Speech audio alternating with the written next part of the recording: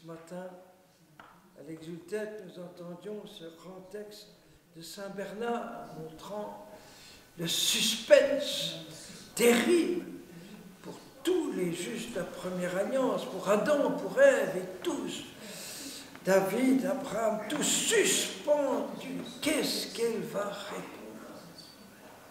Et c'est bouleversant que Dieu ait fait dépendre toute son œuvre de glorification de notre humanité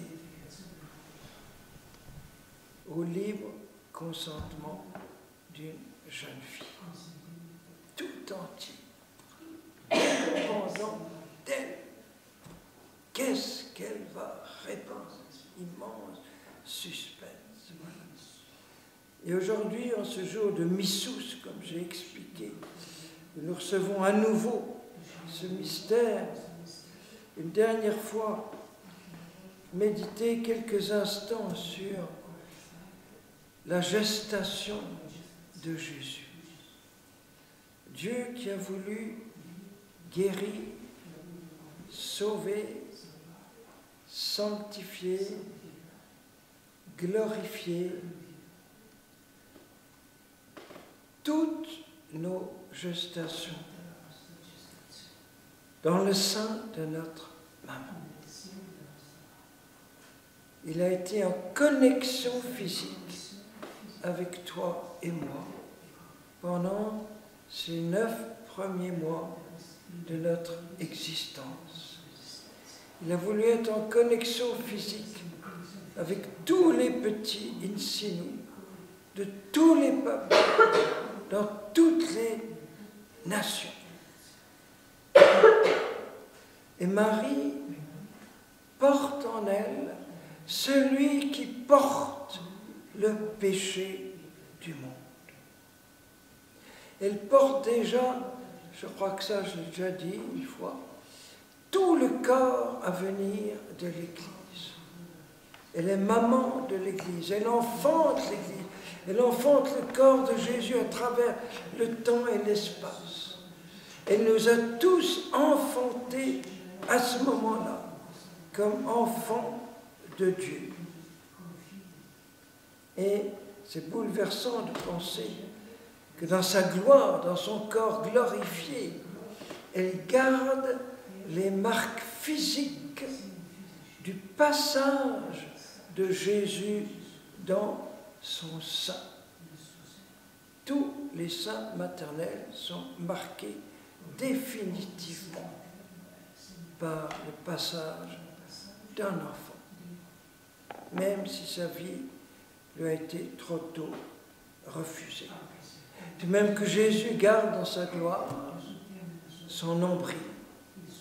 On le voit sur tous les crucifix d'Orient et d'Occident.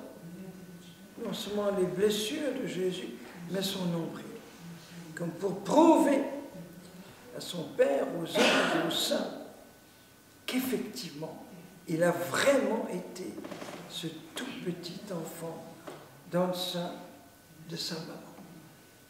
On sait aussi que l'enfant donne un petit signal, les gynécos l'ont très bien expliqué, quand l'enfant est prêt à sortir du sein de sa maman. Comme un petit phénomène physique qui dit « je suis prêt ». C'est le bon moment. Voilà. Et encore dire ceci, quand chaque matin, ou du moins tous les dimanches matins, dans la prière, nous disons « Marie, enfante et protège en moi ton Fils ». Ça veut dire que depuis le baptême, je suis tous, chacun est enceint de Dieu, porteur de Dieu, théophore. Et je puis aimer Jésus, le laisser grandir en moi, comme Marie ou comme Joseph, surtout comme Marie. Jésus dit, qui est ma mère? Celui qui fait comme ma mère a fait la volonté du Père. Et de même que Marie a découvert le visage de son enfant, de son Dieu, la nuit de Noël. Eh bien, nous aussi, lors de notre Noël éternel, je vais enfin voir celui que j'ai porté en moi toute ma vie, sans le voir encore face à face.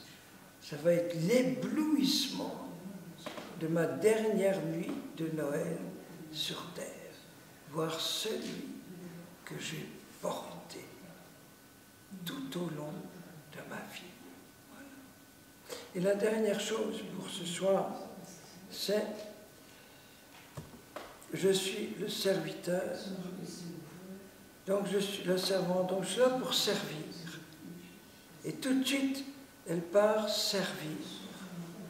Le serviteur en elle, le serviteur de Dieu, fait d'elle la servante et l'entraîne vers Élisabeth. Ce sera l'évangile de demain.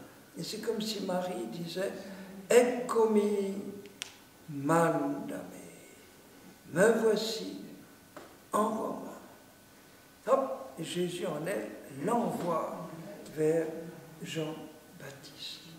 Et aujourd'hui, ce jour, nous pensons tellement à ce voyage de Marie vers Bethléem. Comme il y a 5 ou 6 jours à pied, elle est déjà en route. Et une route terriblement difficile, douloureuse, avec toutes ces foules dans tous les sens, logeant à la Belle Étoile ou dans des caravansérails, une espèce de tentes, des dortoirs sous la tente, avec toutes ces foules agitées, alors qu'elle voudrait tellement être tranquille, tout à son enfant, dans sa petite grotte de Nazareth. Ça a dû être terrible pour elle et pour Joseph, Et elle porte Jésus, mais c'est Jésus qui la guide. Ils font confiance l'un à l'autre. Marie fait confiance à ce Jésus qui l'entraîne, elle ne sait pas où, elle ne sait pas ce qui va se passer.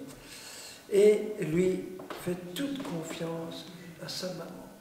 Et nous aussi, moi aussi, toi aussi, toute notre vie sur terre, nous faisons confiance à ce Jésus que je porte en mon âme, et lui me fait confiance mutuelle entre les deux.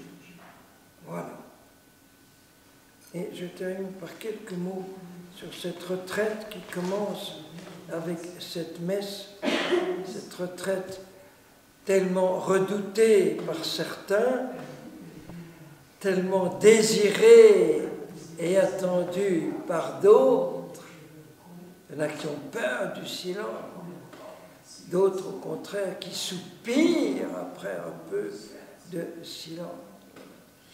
Et nous allons la vivre au nom de tant et tant de personnes, entre autres de JL, qui rêveraient de pouvoir encore une fois vivre une retraite de Noël et qui ne le peuvent pas, et qui sont à leur travail, à leur boulot, ils sont dans le métro pendant des heures s'ils habitent Paris, et dans toute cette agitation du monde.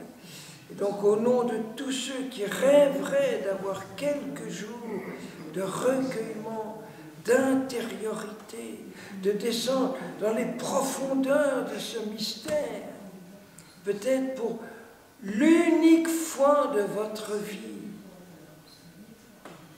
très difficile quand on est dans le monde, quand on a une famille, des enfants, un métier, un travail, de pouvoir prendre quelques jours de retraite avant Noël dans un monastère.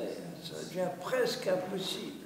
D'abord, les monastères sont pleins à craquer, ils vont vous refuser, et vous allez être pris par tous les préparatifs de Noël, tous les préparatifs, chercher à faire des petits cadeaux, vos enfants, vos parents, et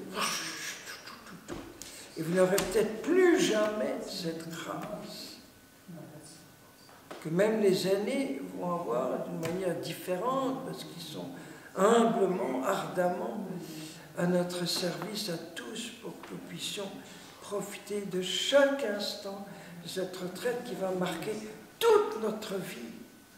Toute notre vie. Nous allons essayer de descendre dans ces profondeurs, plonger dans l'immensité de ce mystère, épouser le recueillement, le silence, et de Marie, et d'Élisabeth, et donc de Joseph, et de Zacharie, bien sûr.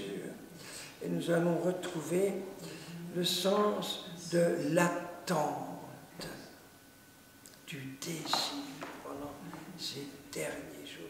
C'est une chose qui a beaucoup disparu dans notre monde, la joie d'attendre un événement, d'attendre un cadeau, de le désirer longuement. Ça a presque disparu. Maintenant, c'est tout de suite, tout de suite, tout de suite. Voilà. Et enfin, notre communauté doit être vraiment cette petite crèche où Jésus va se sentir confortable. La paille de notre communauté, il faut en ôter toutes les épines. Il n'y a aucune petite épine qui risque de piquer la douce chair du petit bébé Dieu. Voilà, ce serait trop triste. Il y a trop de crèches aujourd'hui où il y a encore des petites épines qui font mal à Jésus. Et nous voulons être toute sa consolation et toute sa joie. Et donc la consolation et la joie de Marie. Amen. Amen.